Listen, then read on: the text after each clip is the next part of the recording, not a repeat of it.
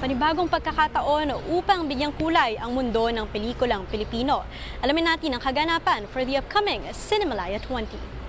Thus, we are thrilled to present to you Cinemalaya 20, May Lakas, Loob at Lalim. From the newest filmmakers, actors and actresses in town down to the most prominent ones, tiyak na mabubusog daw ang mata ng mga manonood sa 20th edition ng kinikilalang Philippine Independent Film Festival na Cinemalaya. Kabilang na dyan ang Cinemalaya President at batikang direktor at aktres na si Loris Guillen, maging sina Marian Rivera, Maylene Dizon at ang favorite nima ng social media na si Sasa Girl. For 2 decades, the films of our independent filmmakers have helped explore and define what is at the heart of the Filipino. Their stories, struggles, and triumphs have given us a better understanding and deeper understanding of our culture and identity. Expect that the Ayala Mall's Manila Bay will be a bustling center of creativity and storytelling this August 2 to 11. Sisimulan ang exhibition sa opening film na Gospel of the Beast ni Sharon Dayok. And to end it with a bang, bona ni Philippine national artist Lino Broca ang napiling closing film.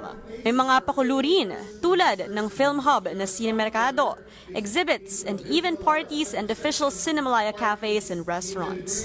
I'm confident to say that we have succeeded in our mission to discover and nurture young filmmakers and nurture them in the way that they're able to express what they want to express, kung anong nasa kalooban nila.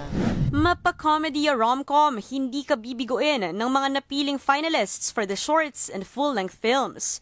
All eyes on the Balanghay Trophy dahil ang maglalaban-laban dito ay ang Alipato at Muog ni J.L. Burgos, An Errand ni Sarge Lacuesta at Dominic Beckhart, Balota ni Kip Obanda, Gulay Lang Manong ni BC Amparado, Kantil ni Joshua Cesar Medroso, Bono Basho ni Jaime Pacena II, Love Child ni Jonathan Hurilla, The Hearing ni Lawrence Fajardo, The Wedding Dance ni Julius Lumiked, at Tumandok ni Richard Jeroy Salvadico at Arlie Sweet Sumagaysay.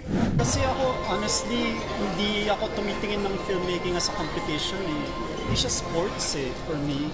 Lahat ng mga pelikula na nasa Cinemalaya this year, meaningful, mahalaga, nagkukwento ng mga communities eh. Siyempre, hindi lang new filmmakers ang ating makikilala kung hindi mga bagong aktorin. Isa na dyan ang TikTok star turned actor na si Sasa Girl, isa sa mga bibida, kasama ang primetime queen Marian Rivera sa pelikulang Balota. Yes, this is very fulfilling nga kasi si Marian isa sa mga pinaka primetime queen yan, 'di ba? So sino nga naman ba ako, 'di ba? Na baklang TikToker lang tapos biglang makikita mo makakatrabaho na si Madam Marian. Talagang alam mo 'yon, isa sa mga pinaka happiest moment ko this year is talagang nakilala ko siya. Ang message naman ni Marian, sana pag napanood nyo, balitaan nyo kami kung anong reaction nyo, sabihin nyo sa amin kung anong impact ng pelikulang ito sa inyo. suportahan natin ang Cinemalaya entries this August 2 to 11 sa Ayala Malls, Manila Bay. Mobile Journal Denise Valdesancho po, hatid ang mukha ng balita.